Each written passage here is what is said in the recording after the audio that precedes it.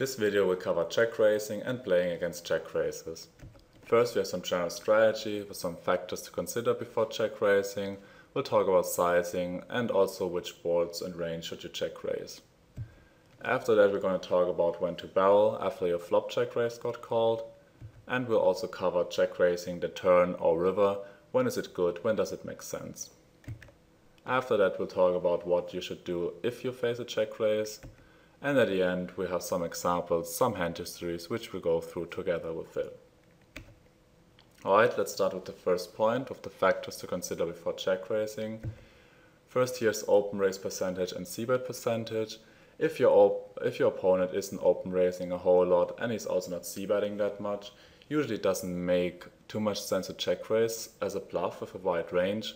But on the other hand, check raising for value is still good and actually becomes better because the range of your opponent is stronger than usual.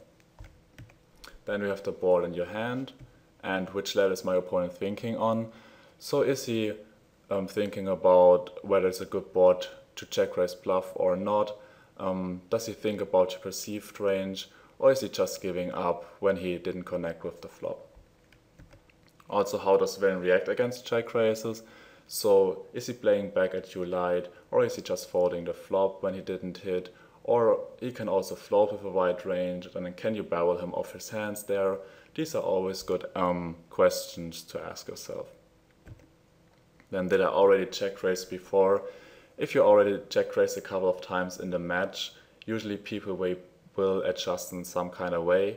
Either they start 3-betting more on the flop, or they're gonna float you with a wider range, or they're gonna cut down their c-bet percentage. So definitely watch out for that.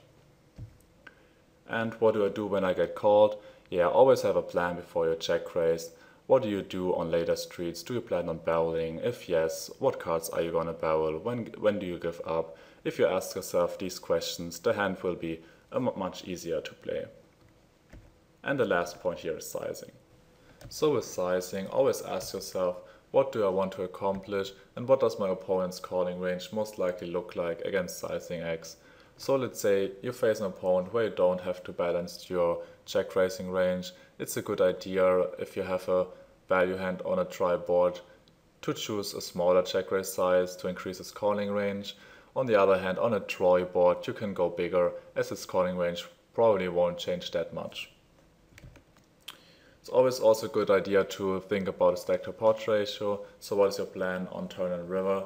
If you plan on triple barreling after your flop check raise, make sure that you size your flop and turn bet accordingly so you end up with a good river sizing to jam. Which board should you check raise? This depends a lot on your opponent. In general, try to check raise boards where you represent a decent amount of value hands and draws. But if your opponent doesn't care about that and he only looks at his hand, then you can basically check raise every board where he missed a lot of his hands. Which range should you check raise? Here, start out with a range weighted towards bluffs on most boards, as your opponent will probably won't play back too light against the check raise, especially in the beginning of the match.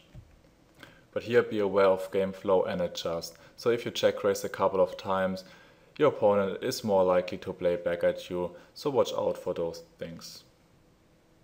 Alright, let's continue with when to barrel after your flop check raise got called. So here think about what is villain's calling range. For example, on a draw heavy board, if your check raise gets called, usually this range is pretty weak as your opponent is likely to jam any good hand or draw over your check raise on the flop. Then think about your perceived range, so the hands villain think you have. Also watch out for villain's hero calling tendencies. So if your opponent is likely to call you down with anything basically after he called your check raise on the flop, it's not a good idea to barrel wide against this type of opponent. But on the other hand, you can value bet more thinly.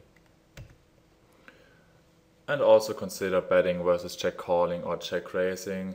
Here it's a good idea to check to induce if your opponent is floating a wide range and he's likely to fold against further aggression on turn or river. So let's take a look at two examples.